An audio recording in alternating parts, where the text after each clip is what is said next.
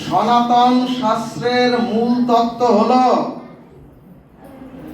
আমরা অনাদির আদি ভগবানের বাড়িতে ভগবানের সাথী ছিলাম,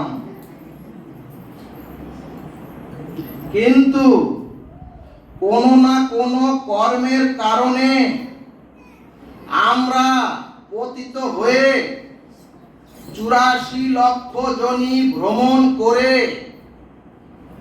এখন আমরা প্রত্যেকেই মনুষ্য জন্ম লাভ করেছি। মনে করুন আমরা ভগবানের সাথে একটি 5 তলা বাড়িতে ছিলাম। আমরাও ভগবানের অংশ, অর্থাৎ আমরা ওই পরমাত্মার অংশ। আমরা হচ্ছি সকলে জীব আত্মা। তাহলে আমরা আমাদের কর্মের কারণে নিচে পতিত হয়ে 84 লক্ষ যোনি ভ্রমণ করতে করতে, অথবা 84 লক্ষ যোনি ভ্রমণ বা ঘুরতে ঘুরতে 1, 2, 3 এভাবে আমরা সকলে এখন 4 তলায় এসে পৌঁছেছি। অর্থাৎ আমরা সকলে দুর্লভ মনুষ্য জন্ম পেয়েছি।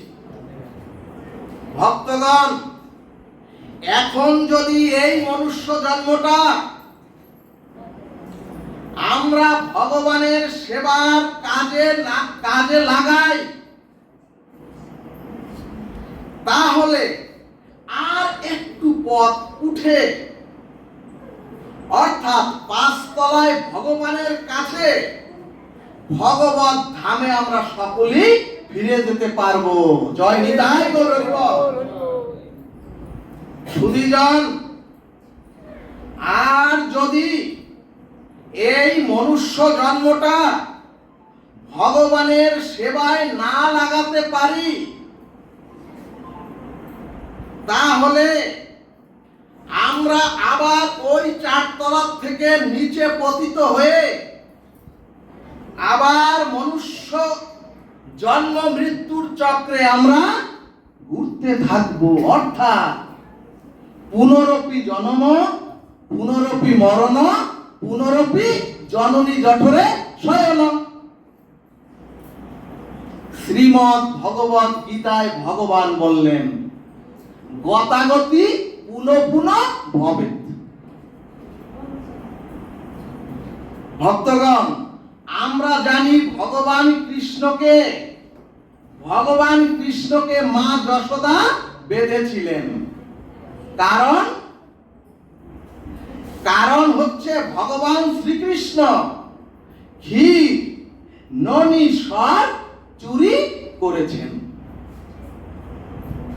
সুধীজন, এত কাঁচা কথা সনাতন ধর্ম কখনোই বলেন না। যিনি অনন্ত কোটি বিশ্ব ব্রহ্মাণ্ডের অধিপতি, যিনি নন্দের নন্দন, যিনি রাজার তনয়, তিনি একটু ক্ষীর নবনী চুরি করেছেন আর মা তাকে বেঁধেছেন। আমরা এগুলো বলে সনাতনী হিন্দুদের বিভ্রান্ত করছি।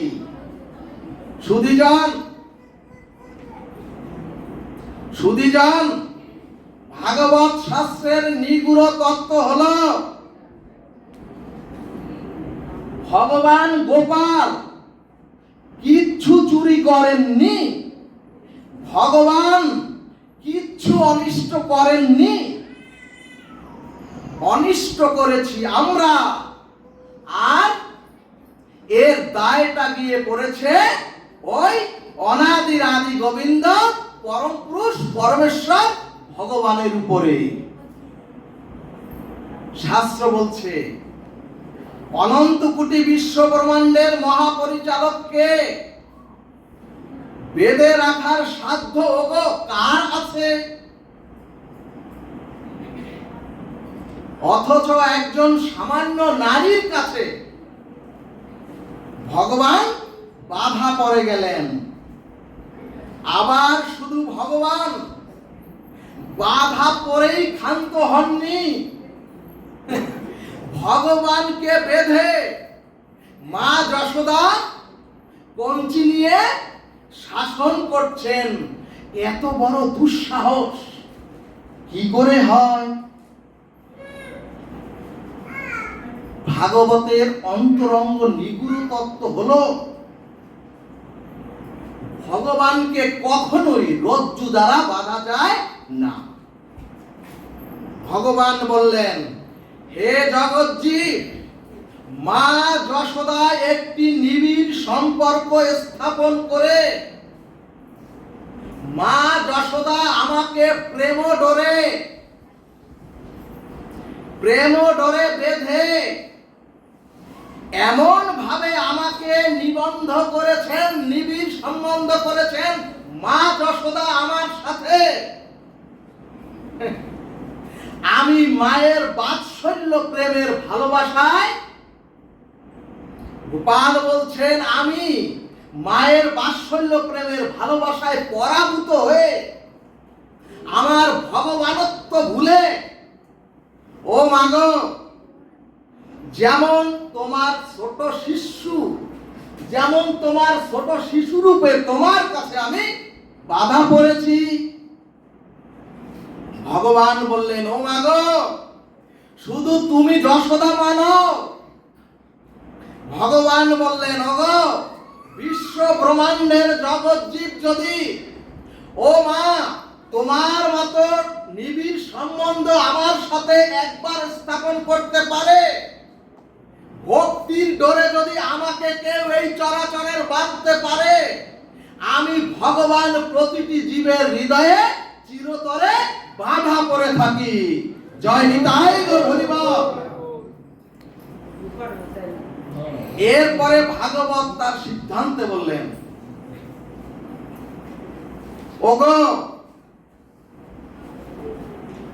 ওগো, কামের দ্বারা, ক্রোধের দ্বারা, ভয়ের দ্বারা স্নেহ ঐক্য সুহৃদ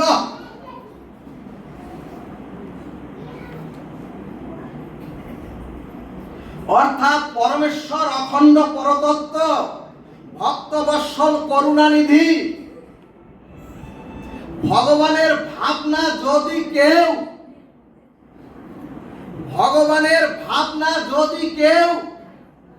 কামের দ্বারা, ভগবানের ভাবনা যদি কেউ ক্রোধের দ্বারা, ভগবানের ভাবনা যদি কেউ ভয়ের দ্বারা, অথবা সুহৃদয়তার দ্বারাও যদি কারো ভগবানের প্রতি একবার তন্ময়তা ভাবনা আসে, তাহলে ওই তন্ময়তার ভাবেই ভগবান ওই জীবকে প্রেম ভক্তি দিয়ে চির মুক্তি দান করেন। বলো না গো, রাধে রাধে।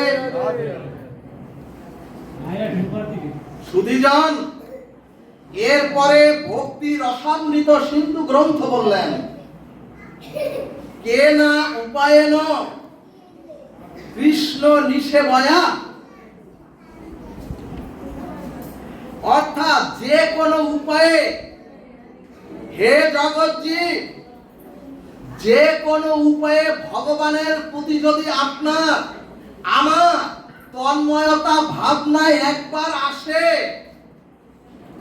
অথবা ভগবানের প্রতি যদি একবার বিশেষ ভাবনা আসে, তাহলে ভগবানের চরণে আপনার আমার বিশুদ্ধ প্রেম ভক্তি লাভে সমর্থ হবেন আপনারা।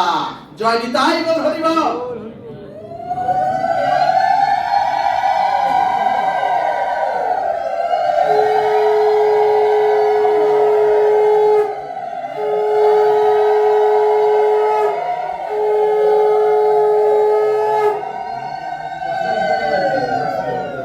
তাহলে ভাগবত প্রথমে বললেন কামাত গোপ্য,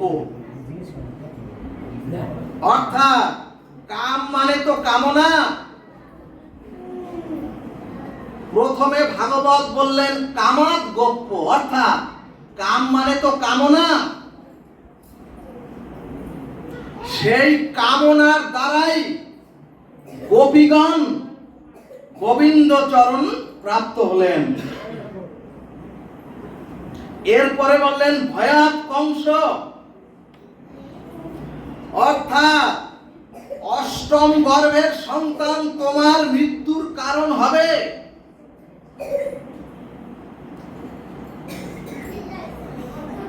অর্থাৎ সুধীজন, যদি জীব আহারে বিহারে শয়নে স্বপনে সর্বদা যদি এই চিন্তা করে ওই বুঝি আমার সংহার কর্তা এলো, এই ভয়ের তন্ময়তায় কংস, এই ভয়ের তন্ময়তায় কংস গোবিন্দ চরণে সাযুজ্য মুক্তি পেলেন। বলো না গো রাধে রাধে। এরপরে ভাগবত বললেন দেশ চৈত দয়া নৈব, অর্থাৎ ওগো জরাসন্ধ শিশুপালাদি ভগবান কৃষ্ণের প্রতি, শিশুপালাদি ভগবান শ্রীকৃষ্ণের প্রতি হিংসা করে ভগবানকে প্রাপ্ত হলেন। সুধীজন, কারণ আপনি আমি যদি কারো প্রতি শত্রুতা অথবা হিংসা বশত যদি তার প্রতি কারো প্রতি আপনার হিংসা অথবা শত্রুতা আসে, দেখবেন তার কথা আপনার সর্বদাই মনে জাগে। কি মনে জাগে? ওই বুঝি আমার ক্ষতি করলো, এই বুঝি অমুকে আমার পিছনে কোন সর্বনাশের পরিকল্পনা করলো। এরপরে ভাগবত বললেন কামং ক্রোধং ভয়ং স্নেহমৈকং, অর্থাৎ ভগবানের প্রতি যদি একটু কারো কামনাও জাগৃত হয়, ভগবানের প্রতি যদি কারো ক্রোধ অথবা ভগবানের প্রতি যদি কারো ভয়ের সৃষ্টি হয়, কিংবা ভগবানের প্রতি যদি একটু কারো স্নেহ মমতাও জাগৃত হয়, অথবা অথবা ভগবানকে যদি কেউ একটু সখা, যদি ভগবানকে কেউ একবার একটু সখা ভেবে যদি একটু তন্ময়তা ভাবনায় আপনার মধ্যে আসে, আর যদি সেই ভাবনা আর যদি সেই তন্ময়তা আপনার মধ্যে যদি একটু স্থায়ী হয়, ভগবান বললেন ওগো তোমার ওই ভাবনা তন্ময়তার দ্বারাই তোমাকে আমি মুক্তি দিয়ে দেই।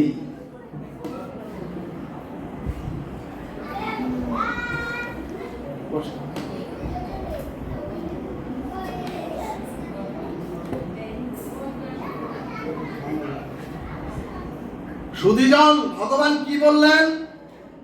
গোবিন্দ বললেন ওগো যদি তোমাদের ভয়ের দ্বারা, ক্রোধের দ্বারা অথবা স্নেহের দ্বারা অথবা যদি আমাকে সখা ভেবেও তোমার মধ্যে একবার তন্ময়তা ভাবনা আসে, গোবিন্দ বললেন তাহলে আমি শত্রু মিত্র বিবেচনা না করে, যেহেতু ভগবানের প্রতি আমার প্রতি তোমার তন্ময়তা ভাবনা এসেছে, তাতেই ভগবান তাকে প্রেম ভক্তি দিয়ে ভবসাগর পার করে মহামুক্তি দান করেন।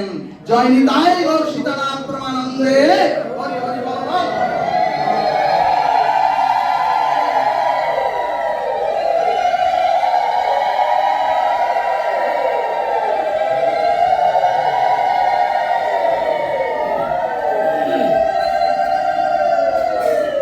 এখন প্রশ্ন, কাম কি? সুধীজন, কাম মানে হচ্ছে কামনা, কামনা বা ভোগের ইচ্ছা। এরপরে ভাগবত বললেন ওগো ওগো ভোগ কখনো কেউ এই চরাচরে মনুষ্য প্রাপ্ত হয়ে কেউ কখনো ভোগ কখনোই ভোগ সমাপ্ত করতে পারে না। বরং বরং ভোগী আপনাকে ভোগ করে আপনাকে শেষ করে দেবে। রাধে রাধে। চৈতন্য ভাগবত বললেন, এরপরে চৈতন্য ভাগবত বললেন, ওগো জ্বলন্ত কাঠে ঘৃত দিয়ে, জ্বলন্ত কাঠে যদি তোমরা ঘৃত ঢালতে থাকো তাহলে ওই আগুন তো কখনোই নিভবে না। অর্থাৎ কামনা যত ভোগ করবেন, যত আপনি আমি কামনা বাসনা ভোগ যত করবেন, তত আপনার মধ্যে ভোগের বাসনা বাড়তেই থাকবে। সুধীজন, রাবণও মন্দাদরীর মতো স্ত্রী পেয়েছিলেন, রাবণ মেঘনাথের মতো পুত্র পেয়েছিলেন, রাবণ স্বর্ণের লঙ্কা পুরী পেয়েছিলেন। সুধীজন, ও সুধীজন, তারপরও ওই রাবণের কেন সীতার দিকে দৃষ্টি যাবে?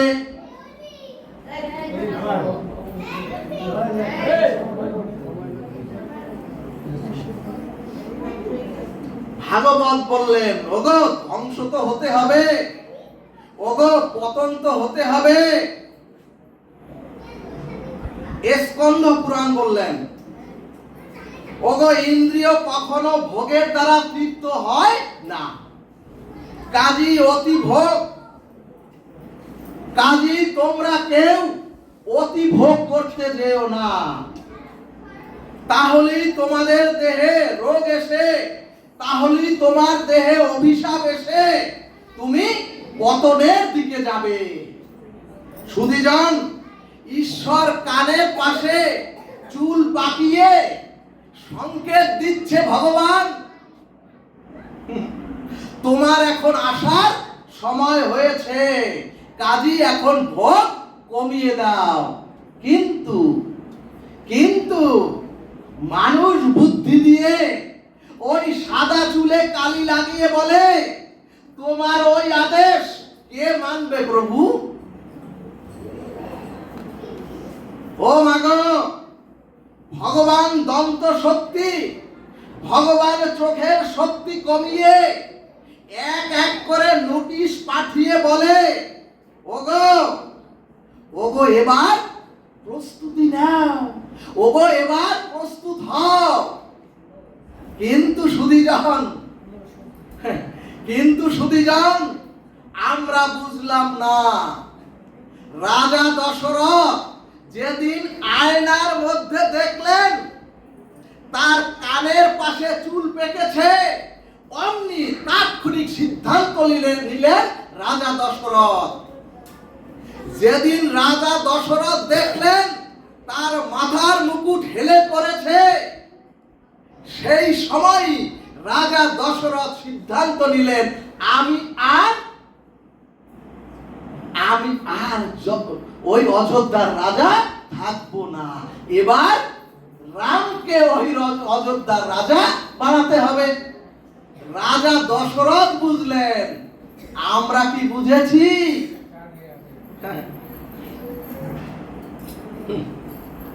আমরা উল্টা চোখে কালি করে, চুলে কালি করে, দাঁত বাঁধিয়ে হাড্ডি চিবাই, দাঁত বাঁধানোর পরেও হাড্ডি চিবাই।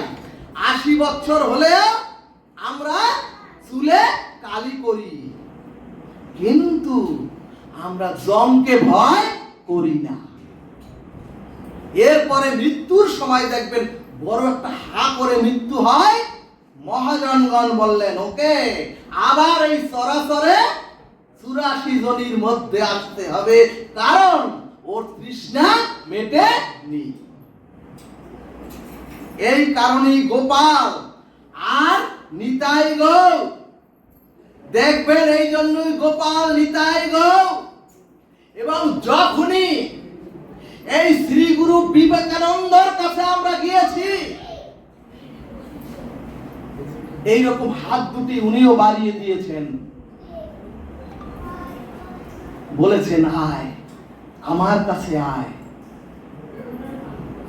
সুধীজন, ভগবান বললেন, গোপাল বললেন, নিতাই গৌর বললেন, বিবেকানন্দ গুরুদেব বললেন,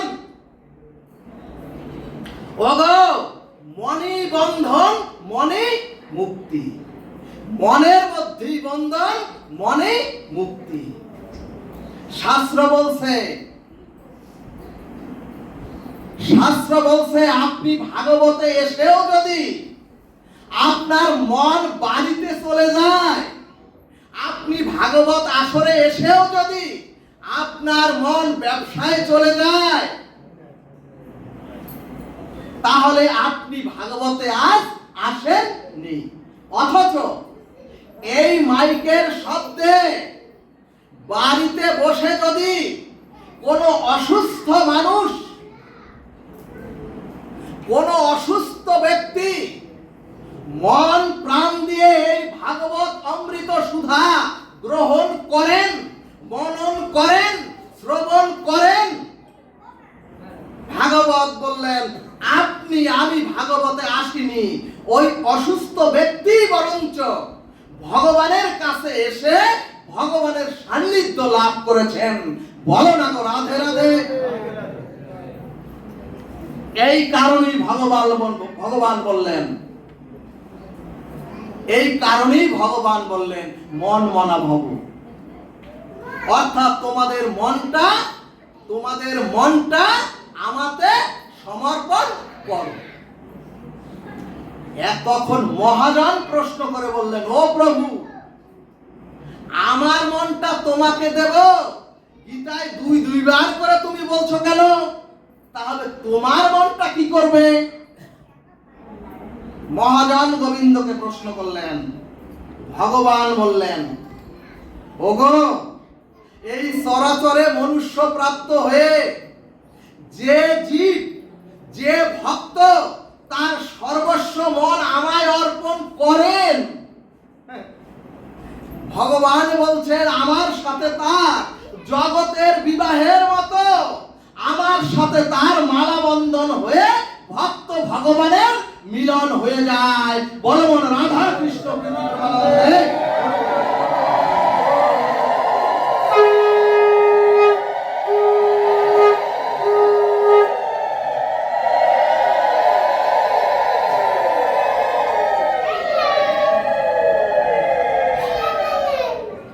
সুধীজন,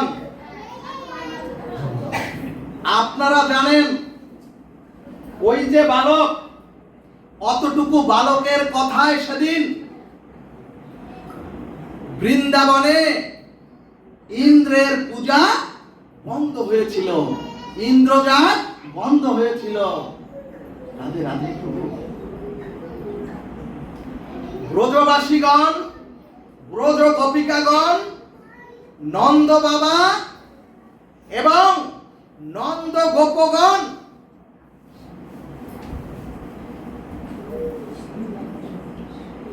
সেদিন ভগবান শ্রীকৃষ্ণের কথা সকলে শুনেছিলেন।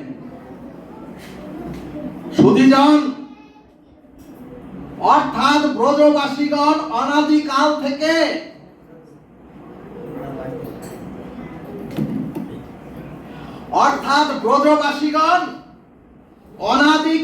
থেকে পরম্পরা ধারায় যে ইন্দ্রজাগ করিতেছিলেন,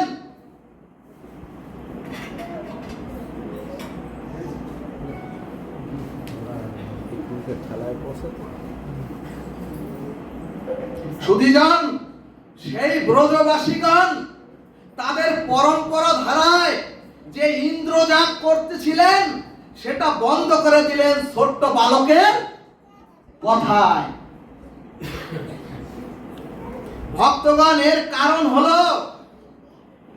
কারণ হলো এখান থেকে 5000 বছর পূর্বে বর্তমান পৃথিবীর প্রেক্ষাপট দেখে ভগবান শ্রীকৃষ্ণ বলেছিলেন, ওগো তোমরা বৃক্ষকে বাঁচাও, এই সমাজ, এই চরাচরের এই প্রকৃতি নিদারুণ করুণ অবস্থা দেখে 5000 বছর আগে ওই ছোট্ট বালক কৃষ্ণ বলেছিলেন, ওগো তোমরা পর্বত শৃঙ্গকে বাঁচাও। অর্থাৎ ভগবান বললেন, যেখানে বনাঞ্চল এবং যেখানে পাহাড় প্রকৃতি বিদ্যমান, ওগো যেখানে পাহাড় এবং যেখানে প্রকৃতি বিদ্যমান, সেখানে কোনো পূজা করার প্রয়োজন নাই। ভগবান শ্রীকৃষ্ণ বলছেন, যেখানে প্রকৃতি, যেখানে পাহাড়, সেখানে কোনো পুজো করার দরকার নাই। সেখানে এমনিতেই প্রয়োজনীয় বৃষ্টি আসবে। সুধীজন বুঝতে হবে, যেখানে প্রকৃতি সেখানে আপনার অটোমেটিক বৃষ্টি হবে। যেখানে প্রকৃতি সেই স্থানের বাতাবরণ এমনিতেই সুশীতল থাকবে এবং তখনই পৃথিবীর ভারসাম্য স্থিতি হবে।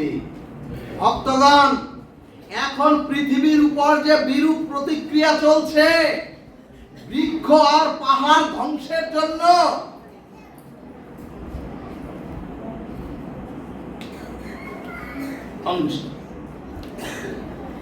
সেই স্লোগানটাই 5000 বছর আগে গোবিন্দ নিজে দিয়ে বলেছেন, বৃক্ষ রক্ষা করো, তোমরা যেখানেই পারো বৃক্ষরোপণ করো আর পাহাড় টিলাকে রক্ষা করো।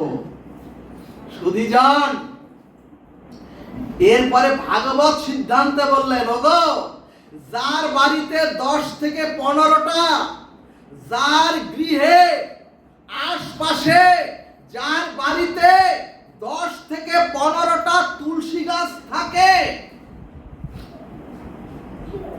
তার বাড়িতে সহজে ক্যান্সারের মতো ভাইরাসও প্রবেশ করতে পারে না।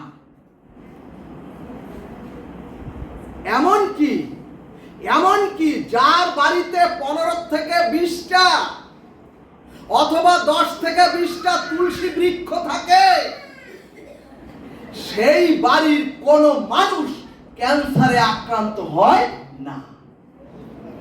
সুধীজন, চৈতন্য ভাগবত সিদ্ধান্তে বললেন, ওগো যার বাড়িতে শঙ্খধ্বনি, ওগো যার গৃহে উলুধ্বনি আর যার গৃহ মন্দিরে খোল করতাল বাজিয়ে সন্ধ্যাবেলা হরিনাম হয়,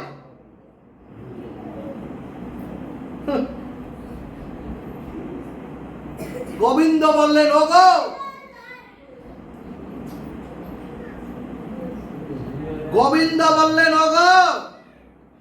ওই ইথার তরঙ্গ হতে তার বাড়িতে কোনো জীবাণু প্রবেশ করতেই পারে না। জয় নিতাই গৌর হরিবল।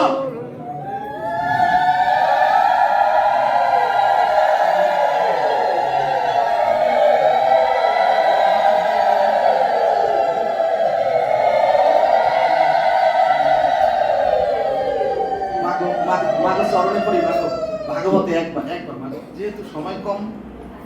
সুধীজন, তাহলে ভাগবত কি বললেন?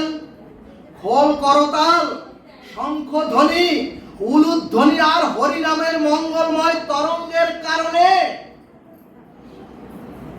সন্ধ্যায় সূর্য অস্ত গেলে, সন্ধ্যায় সূর্য অস্তমিত হলে ওই ইথার তরঙ্গ হতে যে জীবাণুগুলো এই চরাচরে প্রবেশ করে, তখন ওই জীবাণু ও গৃহে মন্দিরে প্রবেশ করতে পারে না। সুধীজন, যিনি নিরন্তর হরিনামে যুক্ত থাকে, তার শরীর অভ্যন্তরে এই চরাচরের ইথার তরঙ্গে যারা মুক্তিপ্রাপ্ত হয়নি, সেই অশরীরী আত্মা প্রবেশ করতে পারে না, আর প্রবেশ করে ওর যে চরিতার্থ কাম সেটাও ঘটাতে পারে না। সুধীজন, এই কারণেই গোবিন্দ বললেন, ওগো ইন্দ্র বা কোনো দেবতা নয়, এজন্যই গোবিন্দ স্পষ্ট ভাবে বললেন, ওগো বৃন্দাবনবাসী, তোমরা ভালোভাবে শোনো, কোন ইন্দ্র বা দেবতা নয়, তোমার কর্ম, অর্থাৎ তোমরা কর্ম করলে কর্মের দ্বারাই তোমরা ফল প্রাপ্ত হবে। এখন প্রশ্ন আসতে পারে, হৃদ্দেশ অর্জুনতে স্তুতি, যে হৃদয়ে গোবিন্দ বাস করে সেখানে পাপ হয় কি করে? এই আলোর নিচে ভাগবত পাঠ করি, অথবা এই আলোর নিচে যদি আপনি তাস খেলেন, ওই তাস খেলার পাপ আলো গ্রহণ করবে না, ভাগবতের স্বীকৃতি আলো গ্রহণ করবে না।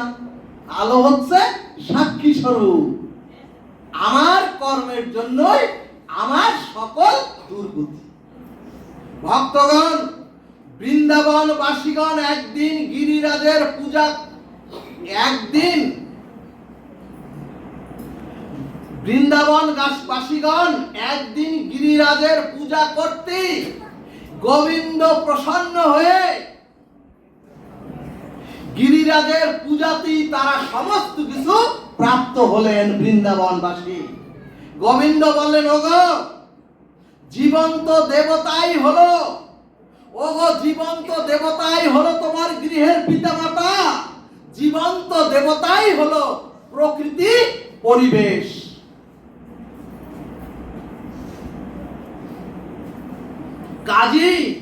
কাজী দেবতা পূজা মানেই হচ্ছে প্রকৃতিকে রক্ষা করা।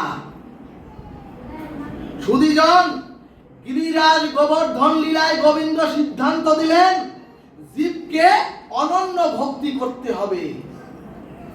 কিন্তু যদি একদিন ইন্দ্রের কাছে যাই, কিন্তু যদি একদিন আউলির কাছে যাই, আবার যদি একদিন তান্ত্রিক কবিরাজের কাছেও যাই, আবার যদি একবার গোবিন্দের চরণেও যাই, এটাকে ভাগবত ভক্তি বলেন নি। আর এভাবে কোনোদিনও প্রেম ভক্তি পাওয়া, প্রেম ভক্তি নিষ্ঠা আপনার আমার হবেও না। শাস্ত্র দেখালেন অনাদিকালের পরম্পরা ইন্দ্র পূজা, এক গোবিন্দের কথাতে ইন্দ্রজাত ছেড়ে দিলেন বৃন্দাবনবাসী। এরপরে ইন্দ্র যখন সামন্তমণি মেঘের দ্বারা মৃত্যুময় বজ্র আর জলোচ্ছ্বাস বৃন্দাবনের মধ্যে প্রভাবিত করে দিলেন। সুধীজন, এরপর যখন সামন্তমণি মেঘের দ্বারা মৃত্যুময় বজ্র আর জলোচ্ছ্বাস সৃষ্টি করলেন বৃন্দাবনে, তখন কিন্তু বৃন্দাবনবাসীগণ ওই যে উঁচু পাহাড়, ওই পাহাড়ের উপরে উঠলেন না। ওই বৃন্দাবনবাসীগণ কোন উঁচু বিল্ডিং এও গিয়ে উঠলেন না। সকলেই গিয়ে গোবিন্দের চরণ প্রান্তে হাজির হলেন বৃন্দাবনবাসীগণ। এখানে ভাগবত বললেন, ওগো একেই বলে অনন্য ভক্তি। অর্থাৎ বাঁচতে হলেও তোমার চরণ ধরে বাঁচব, আর যদি মরতেও হয় মরার বেলাও হরি নাম করে তোমার চরণ ধরে বাঁচব, মরব। সুধীজন, আমরা কেউ, হে গোবিন্দ, হে গোপাল, আমরা কেউ তোমার চরণ ছাড়া হব না। কিন্তু সুধীজন, আজ 10 দিকে ছুটে বেড়াচ্ছি আমরা প্রায় সনাতনীরাই। আজকে আমরা নবগ্রহ খুঁজি, কিন্তু আমরা গোবিন্দের অনুগ্রহ কেউ খুঁজি না। গোবিন্দ বলছেন, মাম একং শরণং ব্রজ, অর্থাৎ একমাত্র আমার শরণ নাও, একমাত্র আমার চরণে সমর্পিত হও, আমি তোমাকে রক্ষা করব।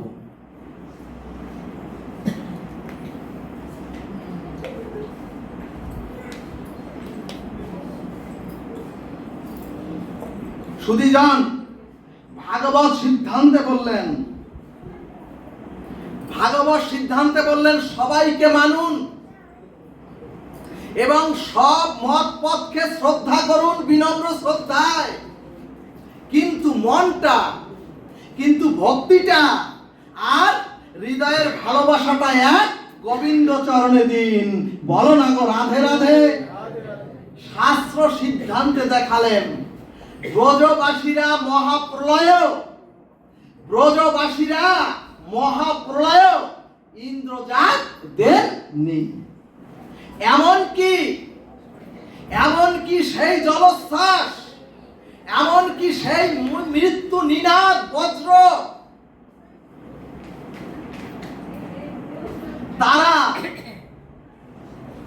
তারা উপেক্ষা করে কোন বৃক্ষের গাছে ওঠেননি। অত জলোচ্ছ্বাস সেটাকে উপেক্ষা করে কোন পাহাড়ের উপরে উঠেননি। ব্রজবাসীগণ কোন বিল্ডিং এর উপরে ওঠেননি, ভগবানের চরণ প্রান্তে গিয়ে সকলে বললেন। সুধীজন, ভগবান বললেন তোমরাও যখন সংকটে পড়বে, তোমরাও যখন সংসারে বিপদে পড়বে, তোমরাও যখন জীবন সংকটে পড়বে, যখন তোমরা রোগে শোকে আক্রান্ত হবে,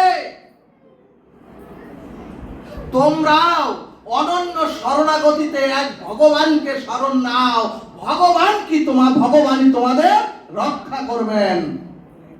সুধীজন, এখানে শাস্ত্র দৃষ্টান্ত দিলেন সমস্ত ব্রজবাসীরা সকলে সম্মিলিত ভাবে গিরিরাজ গোবিন্দের কাছে গেলেন। গিরিরাজের তলে গোবিন্দ জাগালেন, গিরিরাজের তলে গেলেন ওই সকল বৃন্দাবনবাসীগণ। ভগবান গিরিধারী সকলকে আশ্রয় দিলেন। ও মাগো, এই যে সকলে একত্রে গেলেন, সকল বৃন্দাবনবাসীগণ একত্রিত হয়ে ভগবানের চরণ প্রান্তে গেলেন। আমি সনাতনী জাতির চরণে করজোড় নিবেদন করে বলছি, এই যে বৃন্দাবনবাসীগণ সকলে একত্রিত হয়ে গোবিন্দ চরণ প্রান্তে গেলেন, এই চরাচরে আমার মুসলিম ভাইগণ শুক্রবারে একত্রিত হয়ে সকলেই এক জায়গায় একত্রিত হয়। এই চরাচরের খ্রিস্টানগণ রবিবার সকলেই একত্রিত হয়ে এক জায়গায় তারা একত্রিত হয়।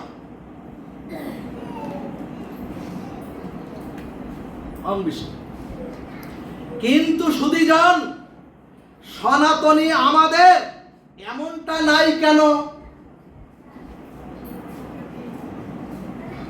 ও মাগো, আজ আমাদের কৃষ্ণ মন্দির, আজ আমাদের জগন্নাথ মন্দির, আজ আমাদের হরিচাঁদ মন্দির, আজ আমাদের দুর্গা মন্দির, আজ আমাদের কালী মন্দির, এমনকি রক্ষাচণ্ডী মন্দির, এমনকি মনসা মন্দির, কিন্তু সনাতনী হিন্দুদের মিলন মন্দিরটা কোথায়? সুধীজন, কালী মন্দিরে তো বৈষ্ণবগণ যান না, আবার হরিচাঁদ ঠাকুরের ভক্তরাও কিন্তু আলাদা, কারণ বিগ্রহ আলাদা আর মন্দিরও আলাদা আলাদা। ভাগবত বলছে টিকায়। সুধীজন, কিন্তু এমন মন্দির কি হতে পারে না যেখানে কোনো বিগ্রহই থাকবে না?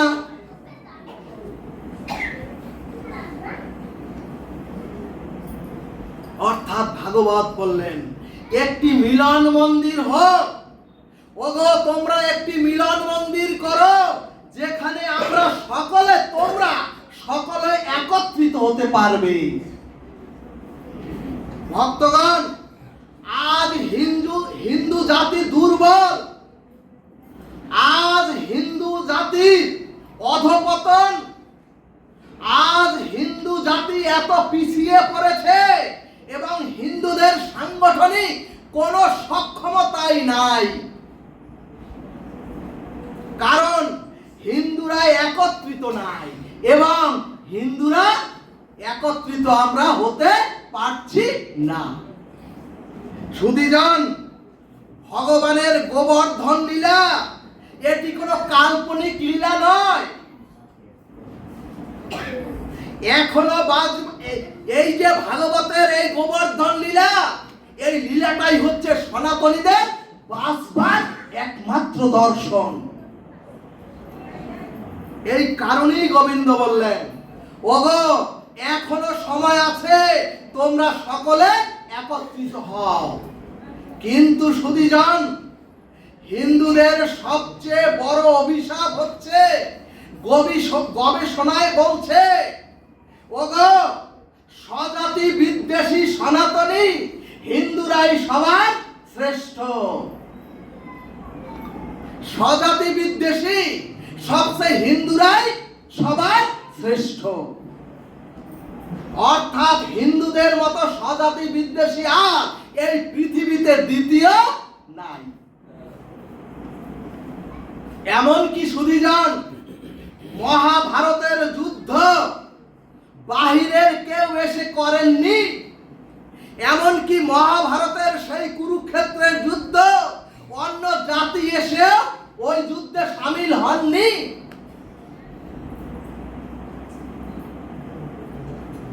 ওই কুরুক্ষেত্র সৃষ্টি করেছিলেন ভাইয়ে ভাইয়ে। সুধীজন, এবং ওই আবহাওয়া, ওই কুরুক্ষেত্রের আবহাওয়া, ওই ভাই ভাইয়ের দ্বন্দ্ব এখনো আমাদের সনাতনী হিন্দুদের মাঝে চলিতেছে নিরন্তর। ভাগবত বললেন হিন্দুরা দুর্বল, কারণ এক হিন্দু আর এক হিন্দুর বিপদে দাঁড়ায় না। এক হিন্দু যেখানে 3টি ঘর হিন্দু, সেখানে 5টি দল। অর্থাৎ আমরা মুখে ঝুরি ঝুরি ত্যাগের কথা বললেও আমরা তিল পরিমাণ ত্যাগ করতে পারি না। ভক্তগণ, ধর্মের আধ্যাত্মিকতার প্রতি আমাদের ধর্মের কোন অনুশাসন, ধর্মের কোন আধ্যাত্মিকতা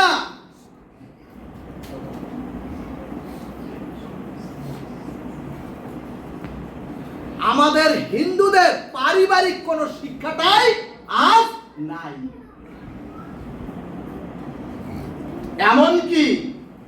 এমনকি এখন সনাতনীদের 80% লোক আমরা আহ্নিক করি না।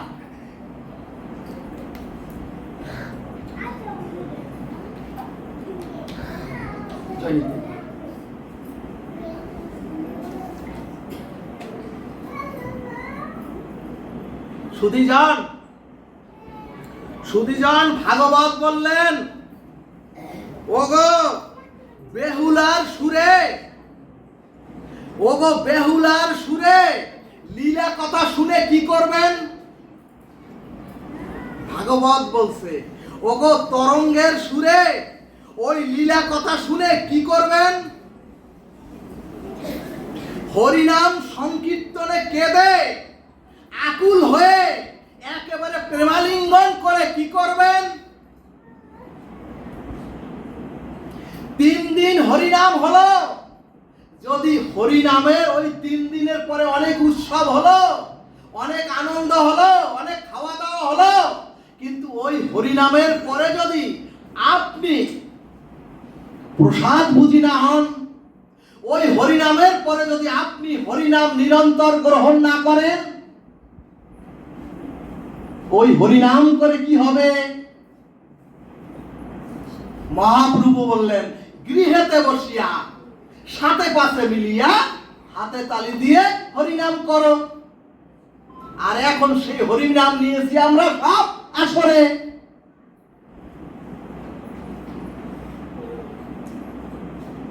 সুধীজন,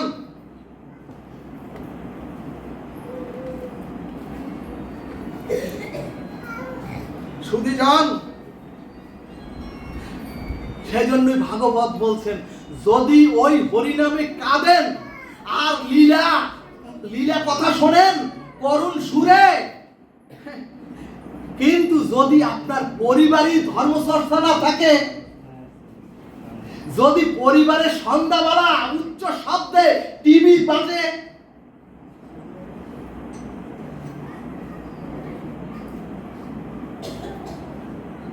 ভাগবত বলছে, ওগো ওই হরিনাম করে কি করবা যদি তোমার জাতি শেষ হয়ে যায়? ভাগবত বলছে, ওই লীলা কীর্তন শুনে কি করবা যদি তোমার পরিবারে ধর্মচর্চা না থাকে, যদি পরিবারই ধ্বংস হয়ে যায়? এরপরে বললেন, ওগো এত দুর্গা পূজা, এত সরস্বতী পূজা আর এত লক্ষ্মী পূজা করলা। ভাগবত বলছেন, এত লক্ষ্মী পূজা, এত দুর্গা পূজা, এত কালী পূজা করে কি করবা? ভাগবত বলছে, ওগো যদি তোমার ঘরের লক্ষ্মী, ওগো যদি তোমার ঘরের লক্ষ্মী স্বরূপ মেয়েরা কোর্টে উঠে, তোমার লক্ষ্মী স্বরূপ ঘরের মেয়েরা কোর্টে উঠে বলে, এই বাবা মাকেই আমি চিনি না, ত্যাগ করলাম, যদি কোর্টে দাঁড়িয়ে বলে আমি এই বাবা মাকে চিনি না, আর কোর্টে উঠে যদি বলে আমি এই ধর্মই ত্যাগ করলাম। সুধীজন, এর একটাই কারণ, আমাদের গৃহে পারিবারিক কোনো ধর্ম চর্চাই হয় না। ও মাগো, ও মাগো, ভাগবত বলছে, মাগো তোমরা শুরু করো না। ভাগবত বলছে, প্রতি গৃহে যদি একজন মা প্রতিদিন সন্ধ্যাবেলা কাসর বাজিয়ে, শঙ্খ ধ্বনি করে, উলুদ ধ্বনি করে, যদি সন্ধ্যাবেলা প্রতিদিন একজন মা তোমার গৃহ মন্দিরে তুমি হরিনাম করো, তাহলে তোমার গৃহের অন্যরা যারা পতিত, যারা রোগগ্রস্ত, তারাও একদিন না একদিন ও মা তোমার চরণ প্রান্তে এসে বসবে একটু শান্তির আশায়।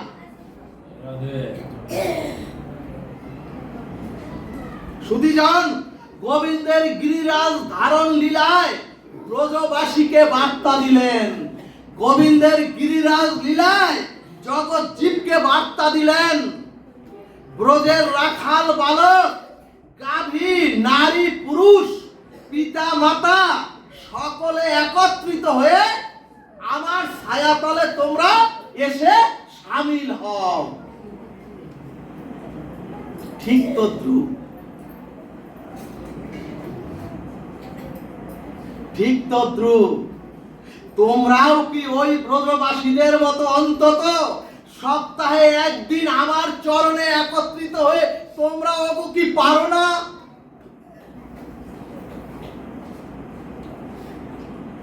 এই আহ্বান ভগবান শ্রীকৃষ্ণ 5000 বছর আগে গিরিরাজ গোবিন্দ লীলার দ্বারা আমাদেরকে জানিয়ে গেলেন, কিন্তু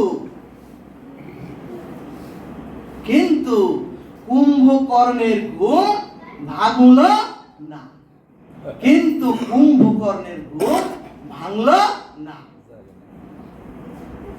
খুব সাবধান, খুব সাবধান। ভাগবত বললেন, ওগো চোরের থেকেও সাধু হতে, আমার মতো, আপনারা না, আমার মতো সাধু হতে সাবধান হতে হবে। কারণ চোর মানুষের সামনে দিয়ে চুরি করে না, কিন্তু কিন্তু সাধু বিশ্বাসের আশ্রয় নিয়ে সাধুরা মানুষের সামনে দিয়েই চুরি করে, সনাতনীদের অধঃপতন ঘটাচ্ছেন নিরন্তর। অর্থাৎ রাবণ ভাবলো ওগো সীতা হরণ যদি আমার করতে হয়, রাবণ ভাবলো সীতা হরণ করতে গেলে আমাকে গেরুয়া পরে তিল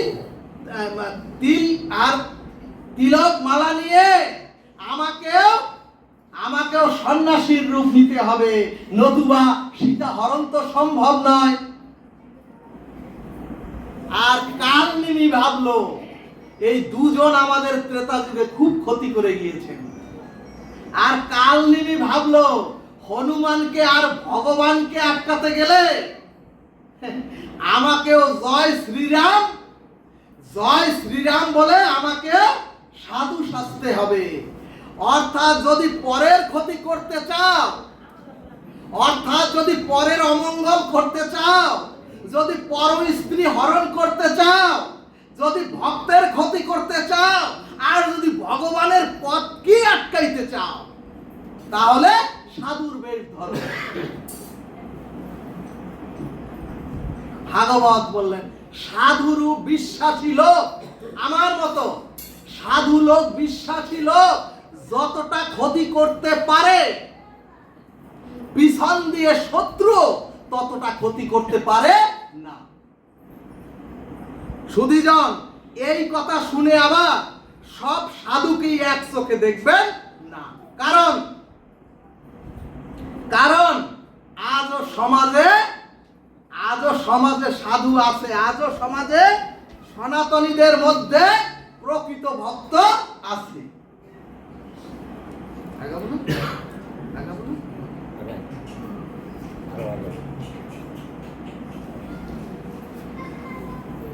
সুধীজন,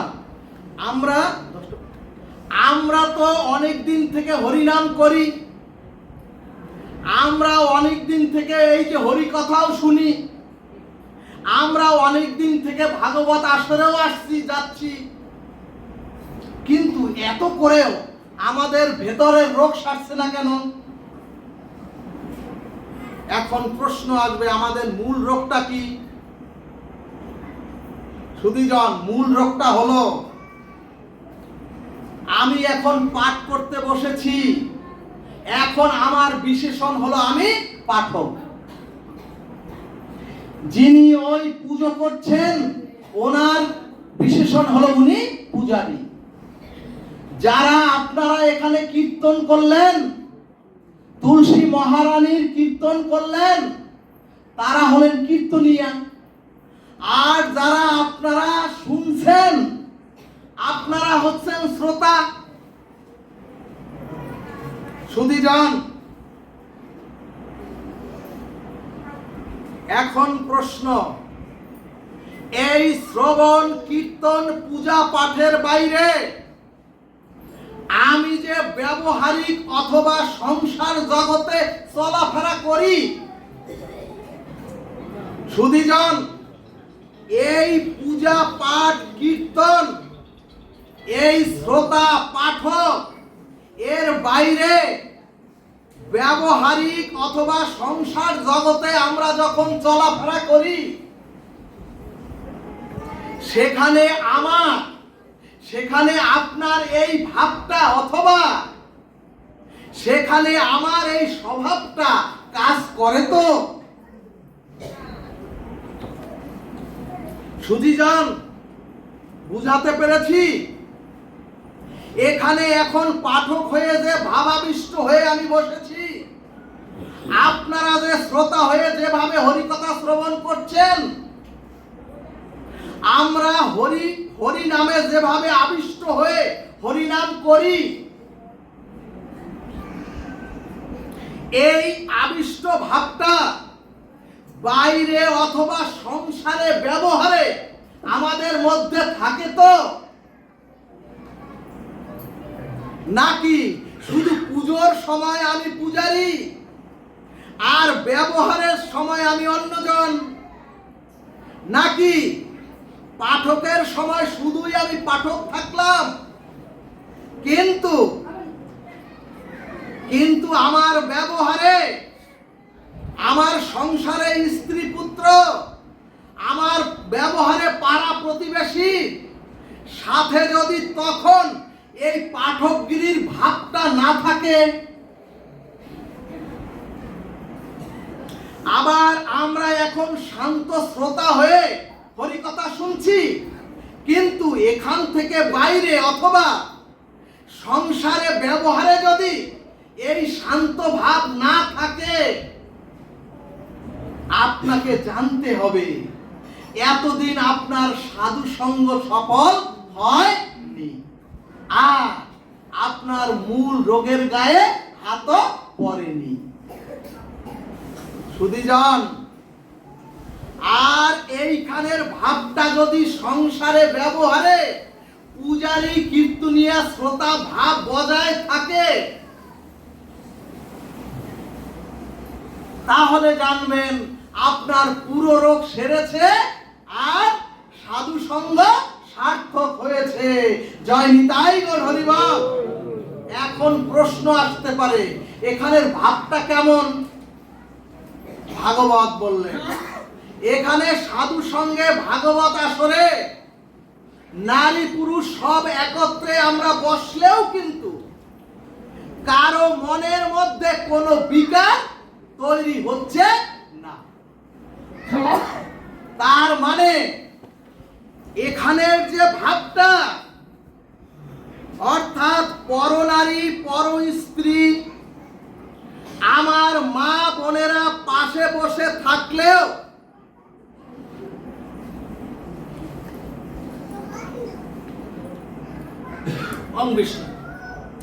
এখানে আমার যে ভাবটা, অর্থাৎ আমার পাশে পরনারী পর স্ত্রী অথবা যে বসা থাকুক, তাদের প্রতি আমার মাতৃত্ব ভাব, এবং এখানে আমরা তো সকলেই শান্ত সমাহিত সুমিষ্ট ব্যবহারে সকলেই বসে আছি, কিন্তু সুধীজন এখান থেকে উঠে গিয়ে সংসারে যদি আপনার এই ভাব বজায় থাকে, তখনই জানবেন এতদিনে সাধু সঙ্গ আপনার সার্থক হয়েছে। রাধে রাধে। কিন্তু সুধীজন, এক বৃদ্ধ মাঝি আর তার যুবক ছেলে, সে শীতের কুয়াশার সন্ধ্যায় বৃদ্ধ মাঝি হাল ধরেছে, আর তার যুবক ছেলে সারা রাত্র ওই নৌকা বেয়েছেন,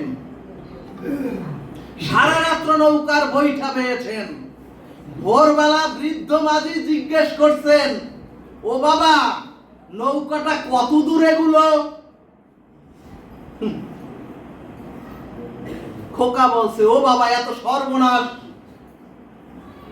নৌকা যে জায়গায় ছিল ওই জায়গায় রয়ে গেছে।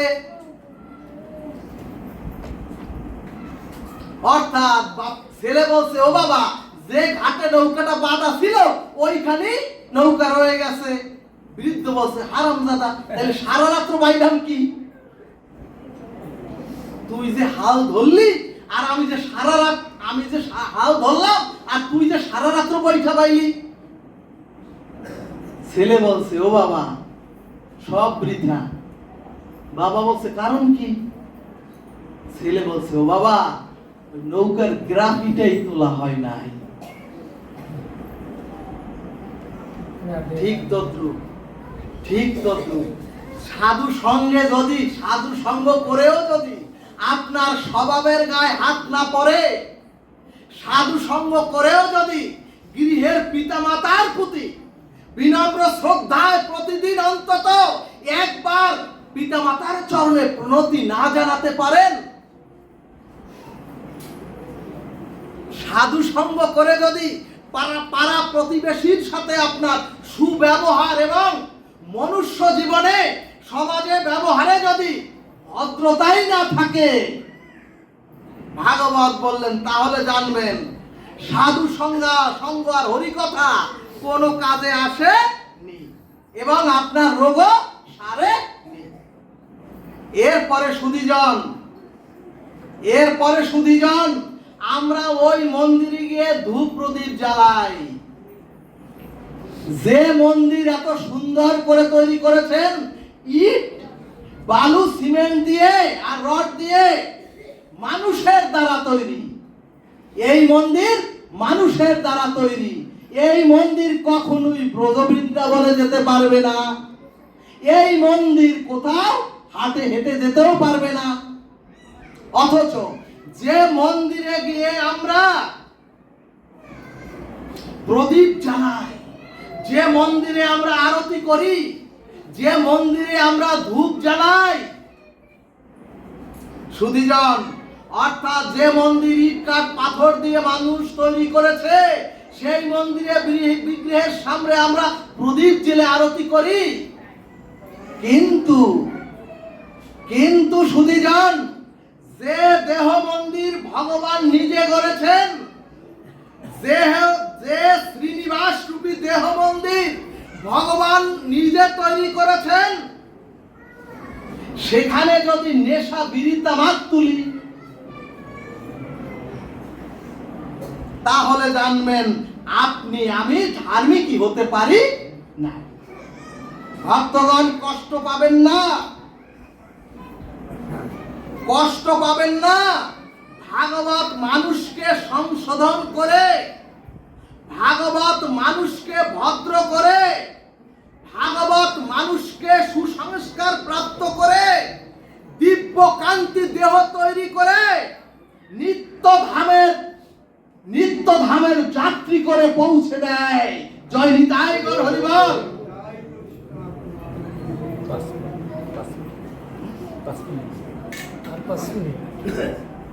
ভক্তগণ, ভগবান শিব হচ্ছেন বৈষ্ণবানান যথা শম্ভু। সেই শিব পূজায় কোনো নেশা ব্যবহার করবেন না। সুধীজন, যিনি মহাযোগেশ্বর, যিনি সত্যম শিবম সুন্দরম, এবং যিনি পঞ্চমুখে ভগবানের নামে সদা সর্বদা ধ্যানে মগ্ন থাকেন, তাকে দিচ্ছি আমরা নেশা। কিন্তু এই জাতিকে বোঝানো গেল না, এবং এগুলো হিন্দু শাস্ত্রে কোথাও লেখা নাই। এরপরে সুধীজন, আমরা কোন হিন্দুদের মন্দিরে অমেদ্য পেঁয়াজ রসুন মাছ মাংস তুলি না। কিন্তু ভগবানের একাদশী তিথিতেও যদি এগুলো শ্রীনিবাস রূপী দেহ মন্দিরে তোলেন, ভাগবত বললেন, ওগো পিতৃ হত্যা, ওগো মাতৃ হত্যা, ওগো ব্রহ্ম হত্যা, এমনকি আপনি আমি এই চরাচরে এসে যত পাপ করি, সমস্ত পাপের বিধান, সমস্ত পাপের প্রায়শ্চিত্ত ভাগবত শাস্ত্রে লিপিবদ্ধ আছে। কিন্তু সুধীজন, জেনে শুনেও যদি কোন সনাতনী হিন্দু নরনারী জিহ্বার লালসায় একাদশীতে পঞ্চযশ খায়, একাদশীতেও যদি অমেদ্য বস্তু খায়, তাহলে সেই পাপের প্রায়শ্চিত্তের কোনো বিধান কোন শাস্ত্রে লেখা নাই। ও মাগো, শাস্ত্র শব্দের অর্থ হলো যে আপনাকে শাসন করে, সংশোধন করে, দিব্য কান্তি দেহ তৈরি করে দিতে পারবে, তাকেই বলে শাস্ত্র। এমনকি সুধীজন, মা বাবা মারা গেলে শ্মশানে নেশা অথবা বিড়ি সিগারেট খেতে হবে।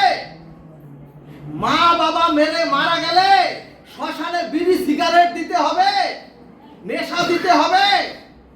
ভক্তগণ, এত বড় জাতির অধঃপতন হলে, কত বড় জাতির যদি অধঃপতন হয়, তাহলে শ্মশানের মতো পবিত্র জায়গায় নেশা দিতে হয়।